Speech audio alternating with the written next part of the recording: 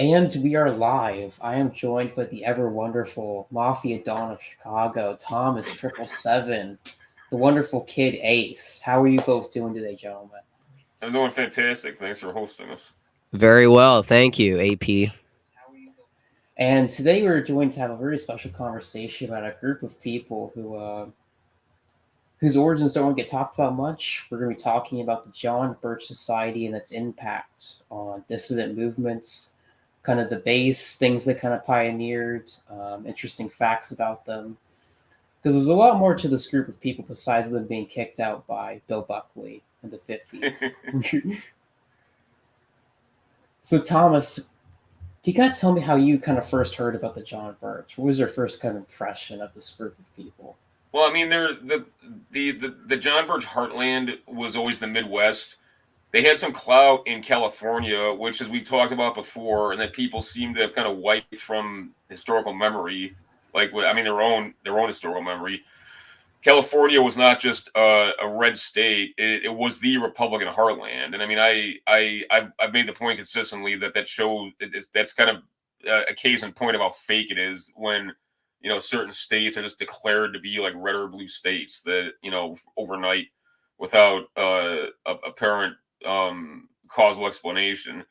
But the John Birch Society, like we were talking about before we went live, they they very much aspired to be a real political action committee, and Robert Welch was kind of a very conventional. He was their founder. He was kind of a very conventional, like early 20th century, like industrialist businessman that came out of the kind of they came out of the kind of like national manufacturing economics culture. But unlike a lot of those guys who were very much kind of like nascent proto globalists, Welch was he in foreign policy terms at least he was very much like an old right standard bearer. However, he was absolutely allergic, and that's not hyperbole. He was kind of hysterically averse to any discussion of Jewish power in Washington, or really of like ethnic politics of any sort, or like race problems. And it's very much clear in hindsight, and I mean I'm sure it was clear then. I mean I wasn't alive then that he was trying to finesse this kind of set of policy positions in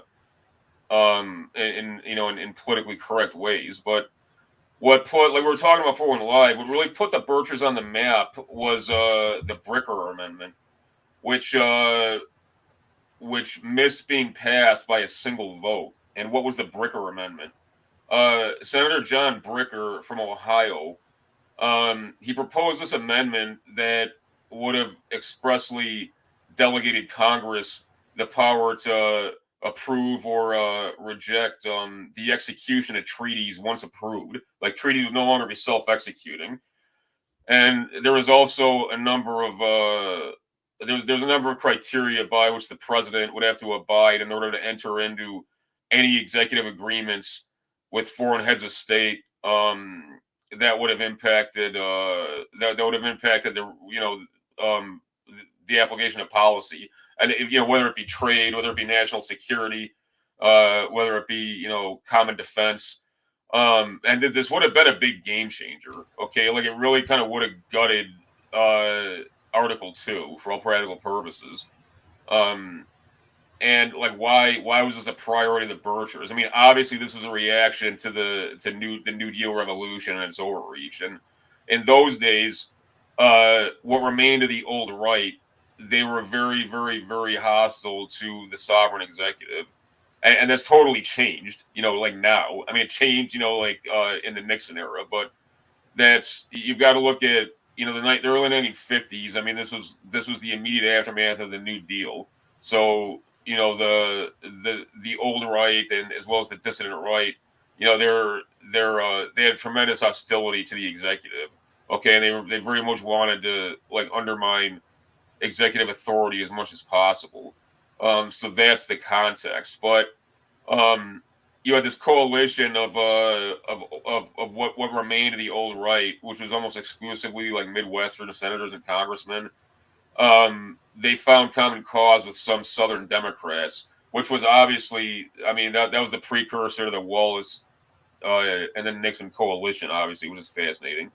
But President Eisenhower, he was able to corral LBJ, and this kind of put Johnson on the map as like a national political figure. He was able to corral Johnson, and this like across the partisan divide, sort of a collusion, if you want to look at it like that, or collaboration, I guess, in less kind of punitive language. Ike was able to get LBJ to flip just enough Southern Democrats against the Bricker Amendment, so it failed. But again, it only failed by one vote. I mean, this had real legs. Now, why do I raise the Bricker Amendment? Well, it was the John Birch Society that undertook this massive get out the vote sort of campaign, using their ground organization, where they had such an organization locally, to like literally knocking on doors, like sending out direct mail, hey, get out the vote, demand, of your senator or your congressman, to vote for the Bricker Amendment, save American sovereignty, from the United Nations, like all that kind of stuff. After that, the Birchers, their fortunes never like reached that kind of high watermark again, but they remained, especially in the Midwest, again, like throughout the Cold War, they remained like something of a cultural force, and they were kind of like the politically correct, like Cold Warriors, but they were weird. They weren't like a Team B or like conventional Reaganite Cold Warriors. Like their big thing was extricating America from the UN, like restoring American sovereignty as they saw it. But they were also prone to this kind of boilerplate anti-fascist language, like Tom Metzger, like we talked about for One Alive. Like he made the point that they were almost pathologically averse any discussion, not just of Jewish power, but really of like ethno-sectarian politics generally, or like race matters. I mean, obviously they're trying to kind of finesse their platform, to be to comply with kind of prevailing like post New Deal, like the post New Deal strictures of civic morality. But what kind of put the John Birches on the map nationally again, in 1983, when Korean Airlines Flight 007 was shot down by the Soviet Union. On board that plane was Congressman Larry McDonald, a congressman from Georgia, and he was a prominent John Bircher, like a John Birch Society member. And I mean, people were outraged and horrified and really, really, really upset by that incident. I mean, as they should have been. But this was the height of the kind of final conflict cycle of the Cold War. It was like Able Archer era. The world was very much on the brink, and the Birchers kind of got a shot in the arm from that. They're like, see, the Soviet Union they're barbarians. They're killing our people quite literally, and anyone who's still talking about trying to reinstitute detente or salvage salvage the kind of arms control regime of the detente era is that's treason, and so it was a big deal. And I mean, I think that even it wasn't just because the Reagan era was, especially Reagan's first term. I mean, the country was mobilizing for war, frankly, in a real sense. But it wasn't just kind of an overall tenor of anti-communism in the culture. Like that was kind of like the Birch Society had kind of like a second moment in the very early '80s. But they never reached that high watermark of the 53, 54, 55 era, of the Bricker Amendment. But they endure, man. I mean, like I said a minute ago too, we were just talking before we went live. I mean, the Birchers still put out their magazine. That's why I took a snapshot of it when I was at the Evanston newsstand the other week. I mean, somebody's purchasing their magazine. I mean, their membership rolls were at least adequate for them to stay afloat. And in the '90s, they very much kind of reskinned and started pandering to the militia movement a lot. And to their credit, like I said too, like there was some real reporting in their magazine about the attack on Randy Weaver and his family by federal law enforcement. They did some stuff that was legitimate on Waco, like reporting. I mean, But overall, they're a strange organization, and I think the survival is kind of strange. They've become in the last like 15, 20 years, oddly, because like nobody like thought about them in the 90s. But like I noticed in maybe more like the last 15 years, they become kind of like this boogeyman of kind of like the ignorant left. I mean, like the infotainment left. Like I don't know why the Birchers would be on their radar, but more and more I've been coming across this kind of brain dead, like infotainment junkies who, like they used to talk about like these nobodies, like the Koch brothers or the Koch brothers or whatever.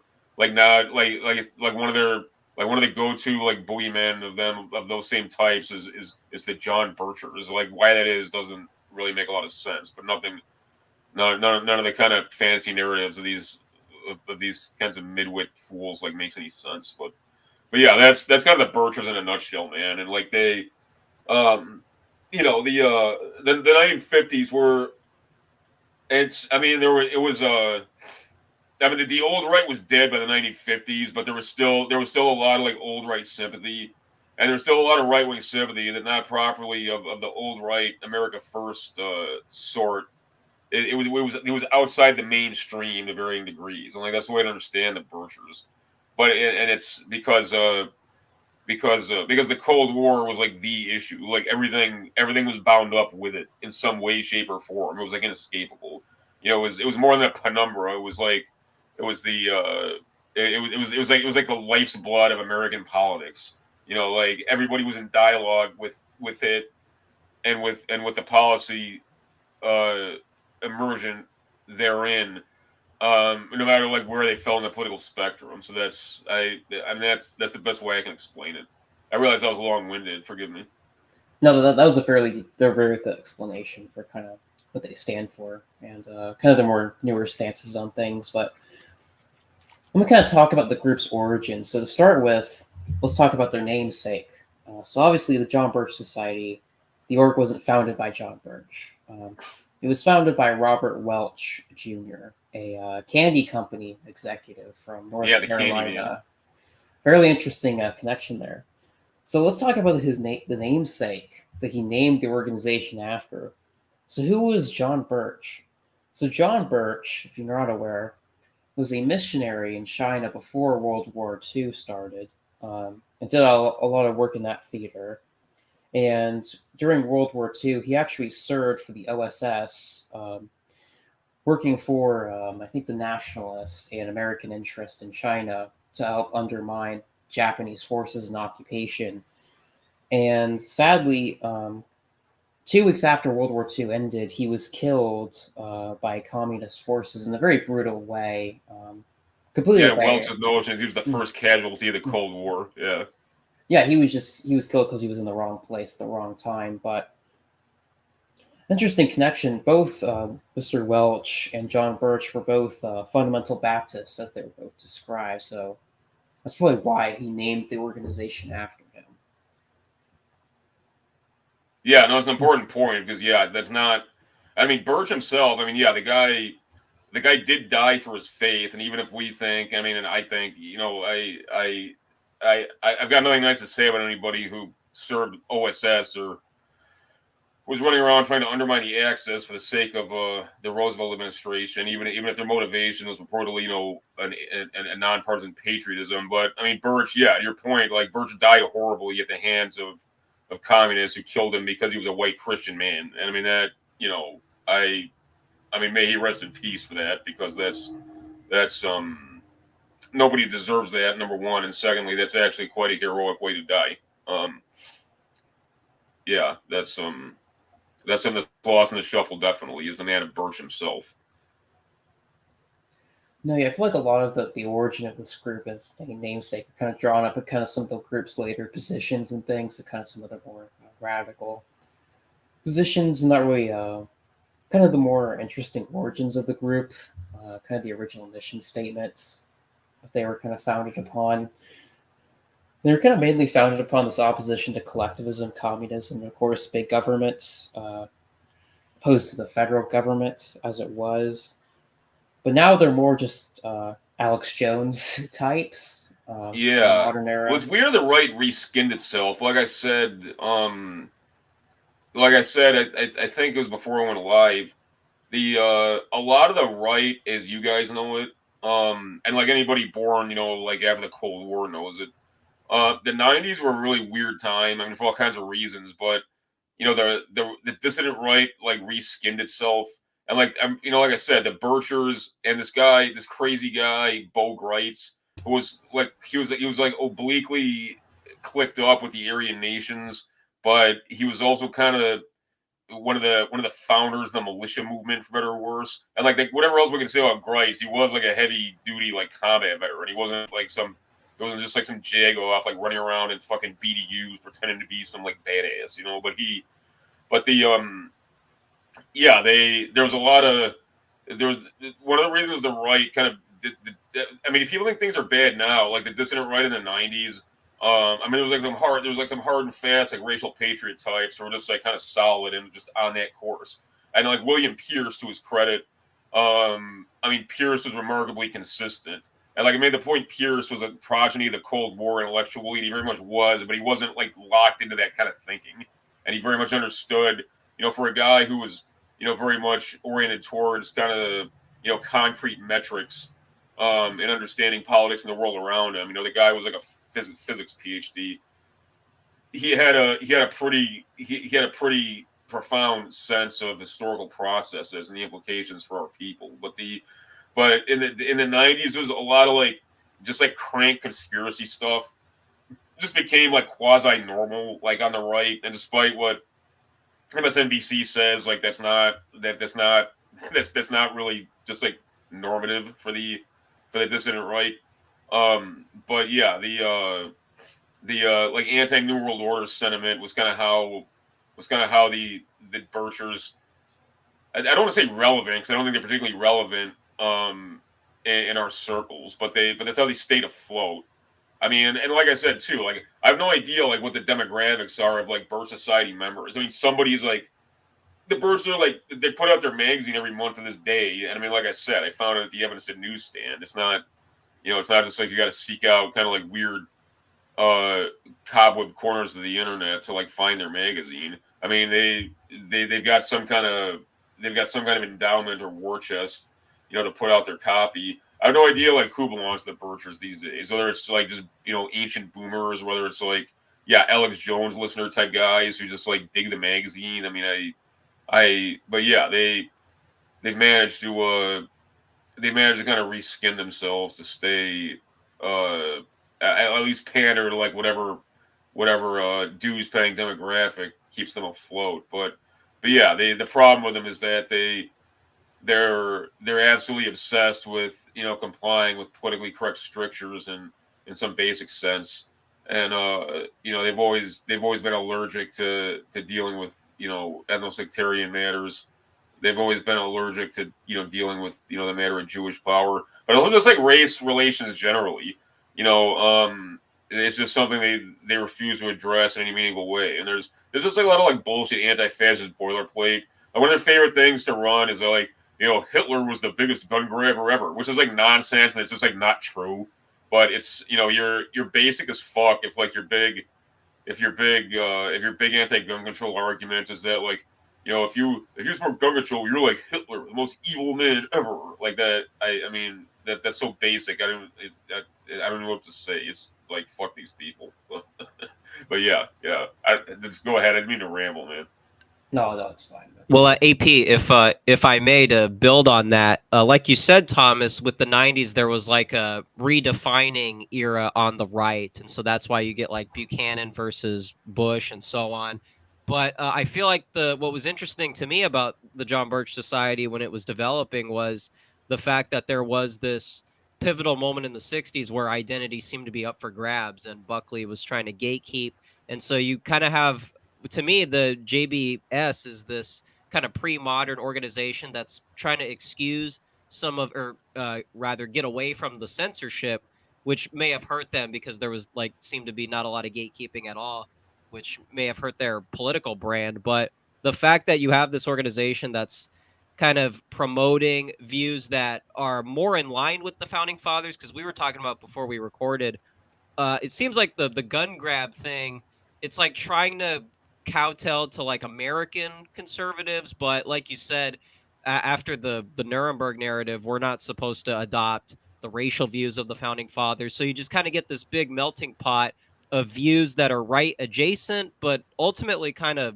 libertarian. The anti-collectivist stuff seems a lot more in line with like the Ayn Rand types than the Well, founding no, fathers. and that's exactly the origins of Buckley and National Review is fascinating. I mean, Buckley was just an odd guy, and everybody knows like that he had, early on he was, I mean, he was one of these Yaley types who, who OSS and then like early CIA reached out to and stuff. So I mean, his function very much, yeah, was as like an information gatekeeper. But he, the post Nuremberg, there was no more American right wing. At least that was officially sanctioned because, it had been abolished de jure. So that's where you got. I mean, Eisenhower was the placeholder, as we've talked about. But that's where you had. That's why the rights guy became Goldwater, this freaking gadfly.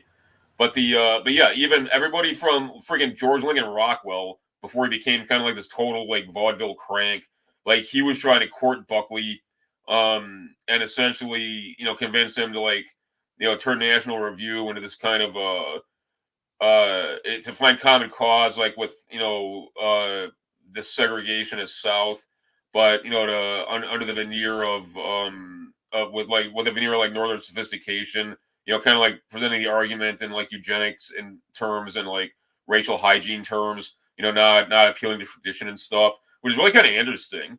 Like I think Rockwell was a crank, and I think it's ridiculous that he parade around calling himself a quote unquote Nazi. I mean, that stuff's like fake as fuck. I don't want to get into this whole discussion of that, but he wasn't like a dumb guy.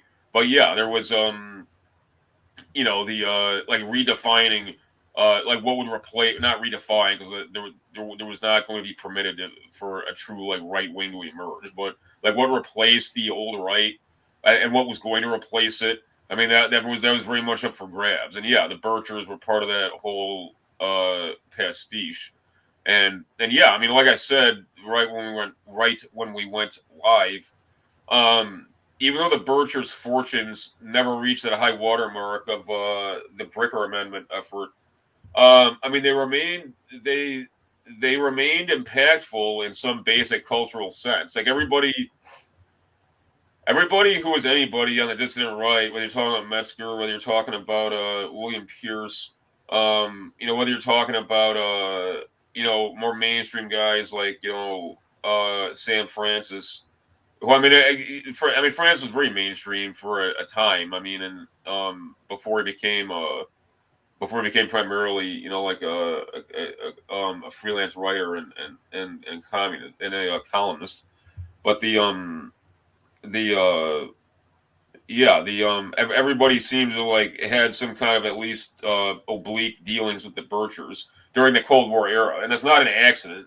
They were they remained at least some kind of sociocultural force in kind of their Midwestern strongholds, and I mean to some degree in the South. I mean that's why it wasn't an accident that Congressman Larry McDonald, who he lost his life on KAL 007, was from Georgia.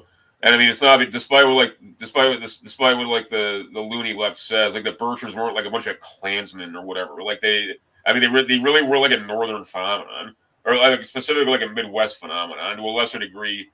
Kind of the California conservative heartland types.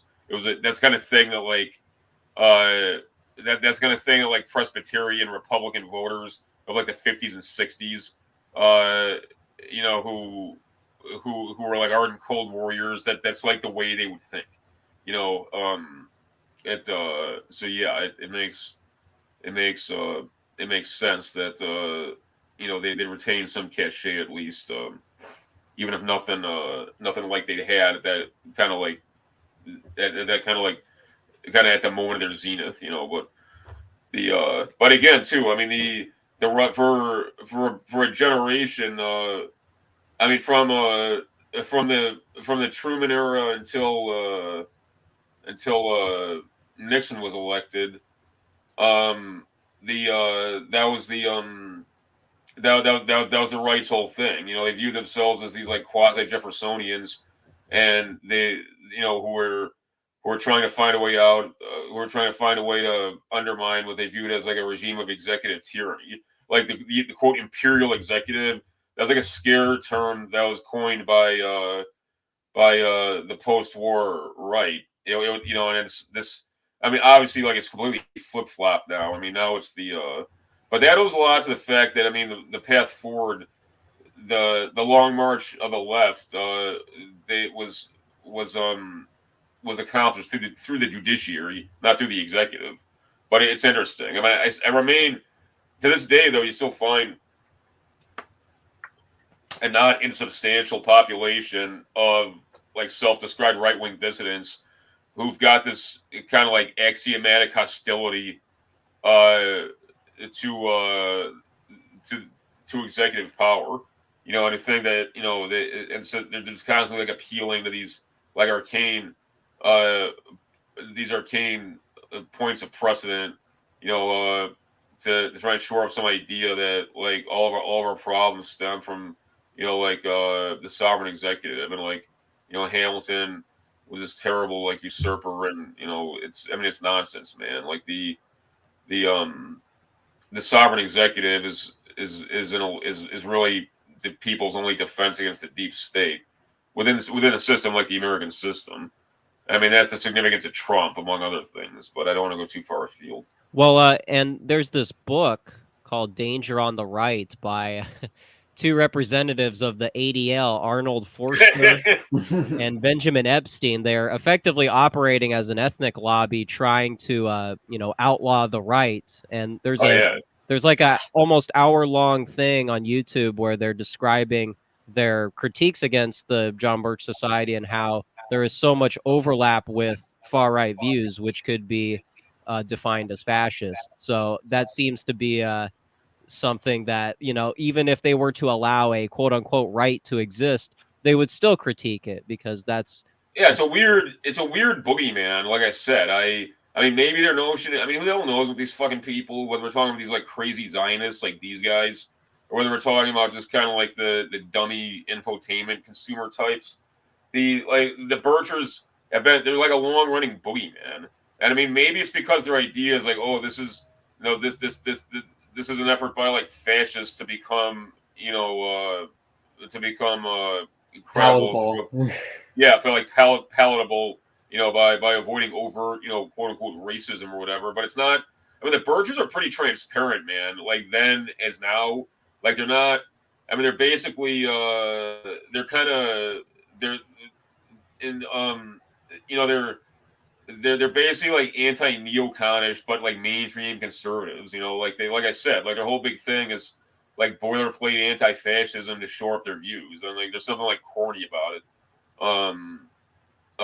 There's like a corny aspect to some to kind of conventional Midwestern conservatism, and like that very much kind of like shines through in the Birchers. Like if you're, I mean, the ADL was like, I mean, in addition to the fact that they're just like a bunch of crazy bigots.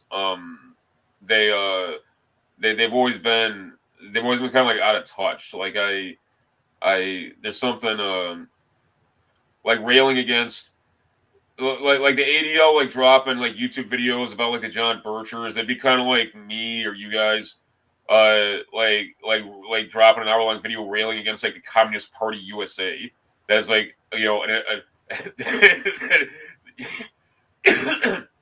that probably has like a membership list of all of like 900 people nationwide, like all of whom are like over 80 years old. Like it's just there's just something that seems like disengaged about it. But yeah, I do know that the one of those incredibly stupid JFK like faux documentaries that used to pop up on like A&E and the History Channel in like the early to mid 2000s. I was watching one of them not long ago. I mean, it was like a year ago on YouTube, and yeah, one of these idiots from some university or another, he was talking about he was talking about it was some meaningless connection that Guy Bannister, the former G-man turned private investigator, who was on the periphery of some of these weird characters in Jim Garrison's kind of paranoid fantasy verse. That like Bannister had like known people in the John Birch Society, like duh duh duh, like. Yeah, I don't know what these fuckers think that like the Birchers do, but like it's like I don't. It's probably if you went to like I mean again I have no idea, and if there's Birchers watching this, like please don't get mad at me. I mean whatever, like do your thing, man. But I speculate that if I were to like seek out the nearest John Birch Society meeting, maybe like in Wheaton or something, it'd probably resemble like a bake sale at my church, man. I highly doubt it. I highly doubt it would be like some freaking like sinister ass thing, but who the fuck knows? I feel like maybe a lot of the reason why they have this like reputation as super sinister organizations because they've been like demonized at mainstream talking points. They're the extremist right, even before 1950s. Oh yeah, The return of basically like Hitler, to America, because they talked about things like the New World Order and like a war on Christmas and like they also had this kind of view about vaccines too. They were anti-vaccine, and they also were that's like, probably actually I didn't even think of that, but I'm sure I think you nailed it, man. Like going way back, they were big time against like what they viewed as the overreach of the medical establishment, and they like mandatory vaccines for children. Yeah, that's a big thing of theirs, and yeah, they probably. Yeah, maybe they probably got some new life owing to the COVID bullshit, like online. Like I said, I haven't kept up with the Birchers and what they're doing in like many moons, but that I'm sure that's a big part of it, man. I think you probably nailed it. yeah. They also kind of push some of these really quack health cures for like cancer. So Yeah. it's typical. It's something you'd hear from like Alex Jones or one of these other Oh types. yeah, no, it's definitely Jones himself, man. I mean, it made the point. I've got more little sympathy for Jones because he was unceremoniously targeted for destruction, and it's like why now? I don't like when he's kind of like long past his peak. I don't understand, but no, Jones very much speaking as I did a moment ago of the Liberty Lobby in the Spotlight, American Free Press. And Jones is in the early days of Jones, like in the '90s. There, some of his one of the reasons why I used to be somewhat hostile to him. Some of his earlier content, he'd lift word for word old articles from Liberty Lobby rags and just kind of like redact any like offensive language, like relating to like race or like sectarian stuff, and then just like present it as his own. But then like some like insert like this kind of boilerplate language about like the Bilderbergs, the Trilateral Commission. He very, very, very deliberately looked to like appropriate that audience. Like this was very calculated on his end. So yeah, it's not just like an accidental kind of convergence that one recognizes like a common like lingua franca between like the Birchers and like Alex Jones. It's yeah, and I mean I guarantee you also like a lady journalist friend of mine, she like interviewed Jones, and like I picked her brain about that because I was kind of interested, and she's like, well, she's like obviously it's like it's not like I got to know the guy like super personally or something or hung around him for weeks, but she's like, you know, she's like I've been doing this long enough to generally discern like if people are just kind of like on the make or if they like believe in what they're doing, and she's like I think Jones like believes in everything he's doing, like he's legit. And that makes sense. And if Jones, like when he was your guys' age, if he was like reading Bircher copy and like, buying a Liberty Lobby newspaper and he was like in that milieu like that, and then like when he blew up because he was like an early adapter in terms of, like online media, he started like promoting like those, that content just with his own spin on it and his own kind of politically correct, like self-censorship. I mean, I don't really, that's just like an odd kind of like body of content to like appropriate just if you're just like looking for like, cheap heat to, kind of like bring, clicks and views. I think he very much like came from that milieu. Like although I obviously don't know for certain, but I think that's very very very very probable. Yeah, the Birchers kind of laid the foundation for a lot of these mainstreaming the conspiratorial rights, militia right, gun rights activism. Yeah, like I said, they retain cultural cachet even after even long after their impactfulness had receded from the high watermark of the Bricker Amendment efforts. That's the case honestly with like more mainstream and less kind of peculiar PACs as well. Like the degree to which NGOs and PACs who kind of morph into NGOs over time, like the degree to which they like impact American cultural life, and in terms of political sociology and in terms of like media culture and things, that really can't be overstated. Like that's a real thing, and it always has been, and it's one of the weirder features of American politics. Like Europe isn't like that. It's like this is not the way like things are done, and like the media culture there is different. But yeah, the that's why yeah, and that's why they're to this day probably. And I mean, like I said again, I haven't like with the other day when I took that snapshot of the Bircher magazine on the Evidence and Newsstand shelf.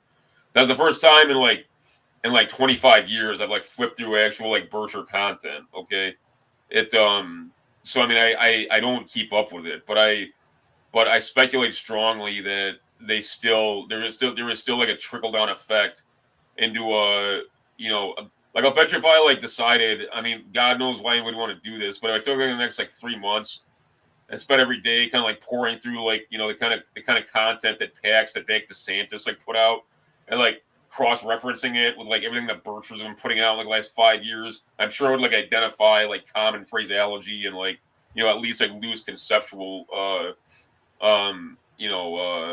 language and things. So yeah, but it's also too. I mean, as has been shown by this ridiculous fuck story that's underway with the Republican majority in the House. I mean there's a genuine aside from the fact like the Republicans are. I mean, I agree with crazy as it sounds. I agree with the Wall Street Journal. The Republicans are like terrified to lead and are trying to find a way to lose. But aside from like the sociological reasons for that, and aside from like the politics of the post Cold War like American right and what its institutional challenges are, even like that aside, like there's not like the like what passes with the American right like totally lacks an identity right now. So it's like influences that would seem to be totally arcane or would seem to be like totally passe, are able to kind of like at least in some oblique way like influence the kind of internal discourse within self-identified conservative media circles. I think that's part of it too. I mean, it's kind of interesting. I'm hoping I got a lot on my plate, which is dope. I'm thankful for that. As opposed to the alternative, but the next few weeks, like I've already got like a bunch of different people lined up. I got to talk to on the pod, but I'd like to get Scott Greer's take on this, like one on one. I haven't like actually laid audio with him for like a year and a half, and he's always got he's got a very sharp instinct for like what's actually happening in like the mainstream right, and he's like ballsy enough. He like speaks candidly about what its problems are, but it's I I'd like to get some of these guys who kind of have his insights to sort of help decipher like what the state of it is. But yeah, you'll probably see not like the Birchers themselves, but you're it, as Trump kind of like recedes. I think Trump basically is like a dud anymore. Okay, like it's not. He's not a culturally impactful force. And I mean that creates like a real vacuum. Like what's going to replace him? As like as a dissident element within within what still is like the basically mainstream American right that's kind of up for grabs.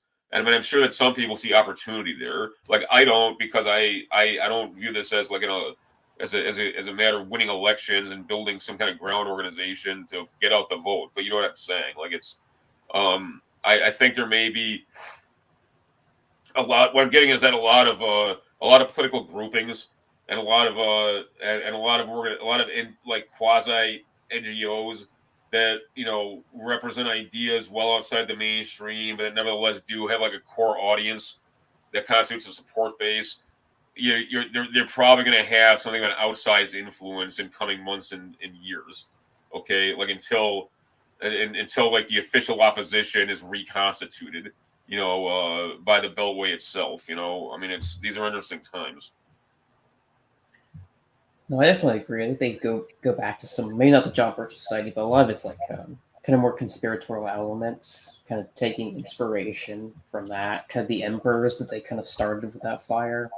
So the more like Jones, like kind of libertarian types, maybe as well being welcomed into the fold with that is what we could see trying to reconstitute that. But Oh yeah, I think about Anesian types. I think they may very well gain more clout than they've had. I agree with delicious tacos. Um, to a large degree. The libertarians, they're not just a dead end like they're supposed to be a dead end. But at the same time, like that rhetoric, and those kinds of, at least in like aesthetical terms, or at least in rhetorical terms is the better way to characterize it. At least in rhetorical terms, uh, they periodically like enjoy like a kind of outsized impact. I think they're going to have something of a renaissance, like where the rubber meets the road in policy terms. Like that, their notions are going to be a non-starter. But I can see if the future of like conservative Inc. is DeSantis and like DeSantis types, and they're getting their proverbial house in order to make sure there's never like a silent majority candidate like Trump again. They're gonna try and finesse like the official like opposition, as some kind of like libertarian gadfly element. I mean, like they did before. That's literally what Goldwater was. Like it. I mean, people can say whatever they want. I mean, they think. I mean, I can't imagine anybody would think Goldwater was some rare intellect, but like that like anybody who thinks that like Goldwater was like a serious contender for the presidency is like a fucking idiot. You know what I mean? It's like that's like odd. That's like an obvious work, and like it was just like bizarre. Like this gadfly, like head Anglican guy going around like, kind of like boring everybody to death with his like manifestos and why we need to abolish the IRS. It's like, yeah, that's a winning candidate, you know. Especially he was doing this too. It's not like he was doing this in 1990. I mean, this was at the height of kind of like of a kind of hyper regulated, mobilized America, and this is when like this is when like the World War II generation who were convinced that Mr. Roosevelt and Social Security saved their life or something equally asinine, were entering middle age and becoming kind of like the dominant cultural force in America. And like Goldwater's going around talking about like we need small government and to get rid of pensions. Like that's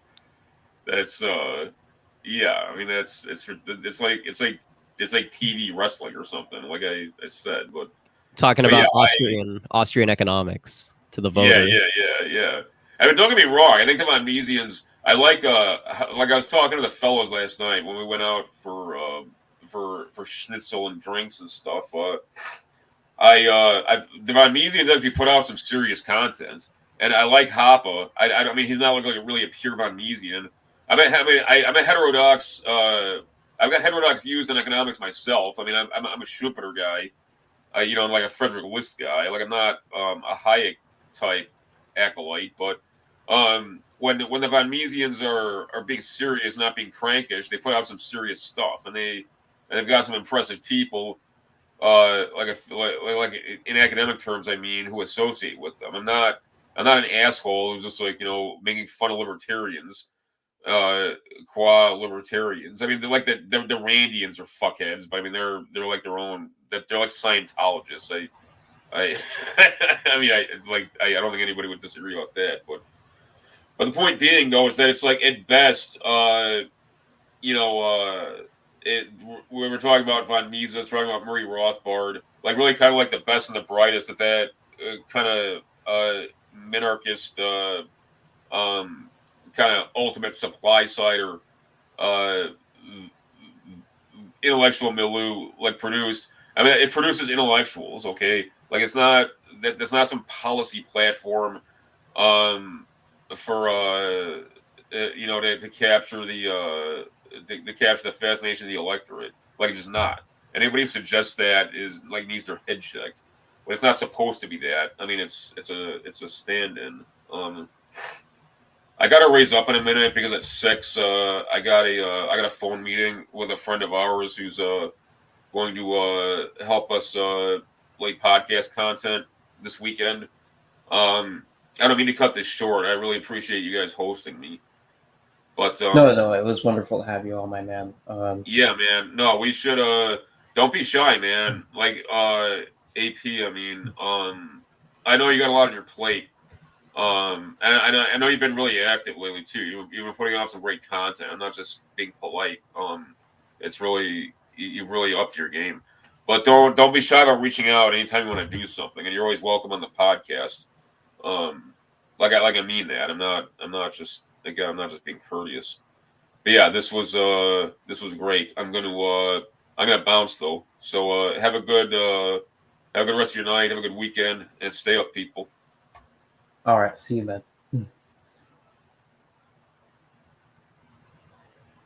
All right, so constituting what we learned there, I think we learned some fascinating background of the John Birchers, kind of the death of the original dissonant right in America.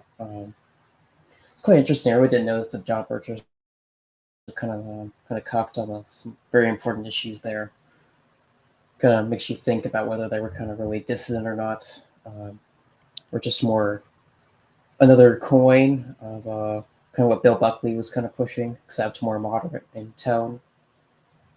Well, it seemed like they have the boomer crutch where yes, they're off the plantation in the sense that they will talk about a lot of aspects of communism that the mainstream right won't touch, but they are buying into the anti-collectivist. Communism and fascism are two sides of the same coin, horseshoe theory type stuff.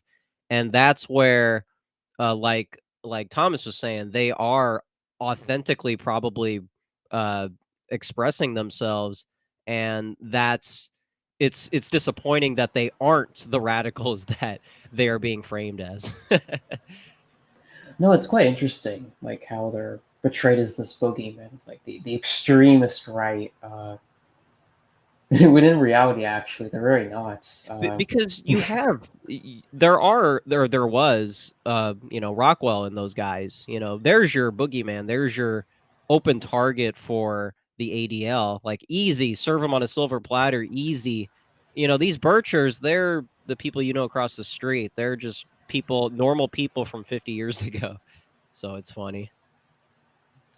No, I feel like the thing that comes why they're demonized is because of this conspiratorial rhetoric, especially about global organizations like the UN, and also possibly like the vaccine and like some of these more other like quack kind of health cures about like diets and some of the other things that kind of pushed, which is interesting.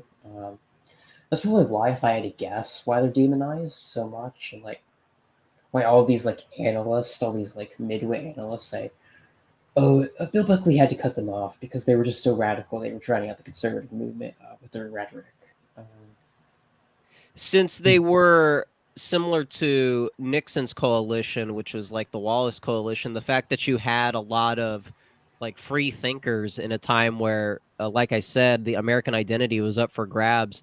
They don't want somebody who looks at communism as not just a political philosophy, but also like an international organized group that could possibly be in the US, could possibly be in foreign policy.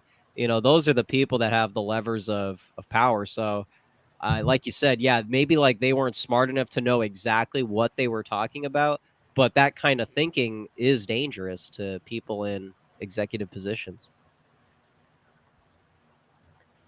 No, it is, but yeah, I think this gentleman in the comment section brings up some good points. They're probably a boogeyman because they were influential.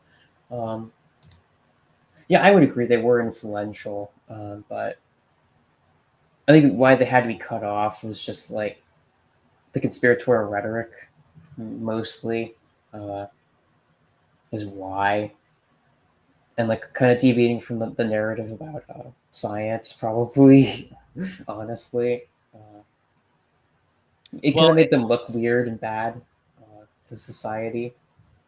it's interesting because on this that YouTube thing I cited earlier, they have at least one person who's a representative of the organization on TV, and I think media is a key part in the fact that Buckley was doing his TV show, and even though he was interviewing controversial people, he always had that establishment frame.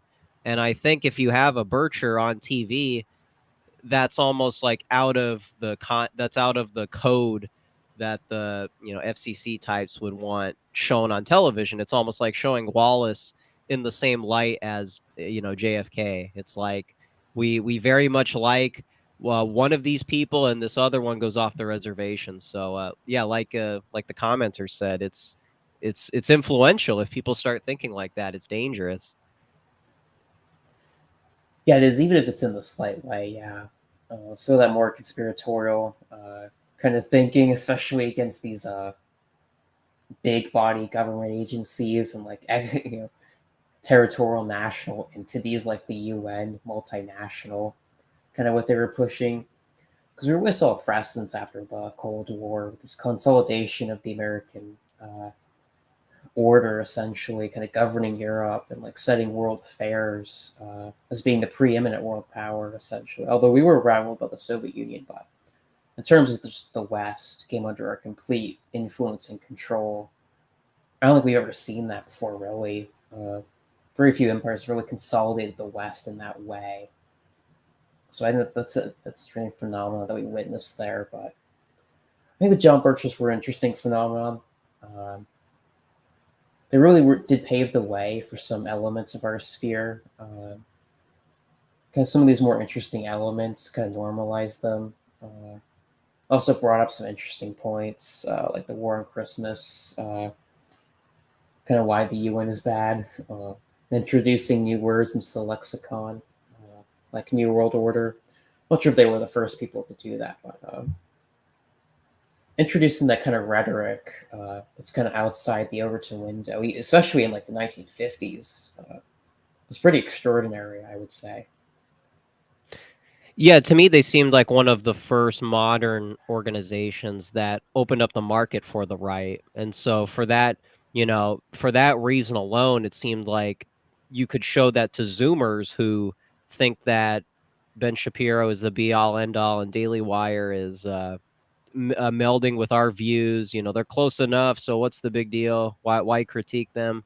But when you show people like, the conservative movement was blacklisting people like this, and Ayn Rand, which was probably appropriate, but those early libertarians, it shows you that the legacy of the conservative movement is to eliminate eliminate nationalism and completely filter people's worldviews to something like Leo Strauss, to something that's very teethless and not effective of critiquing the left.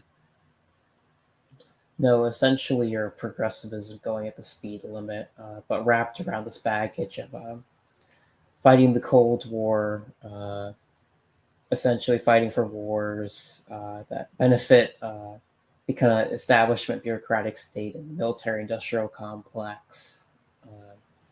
So as long as it's caged in that way and not like actually kind of challenging the fundamental premises of the liberal world order, it wouldn't be a true threat ultimately. However, being outside the Overton window is just too much, which is why they get their label as being the fringe of the fringe. And these more like kind of midwit analyst kind of spheres, these people who talk about them, kind of the origins of the kind of modern Republican Party and the post World War II kind of right.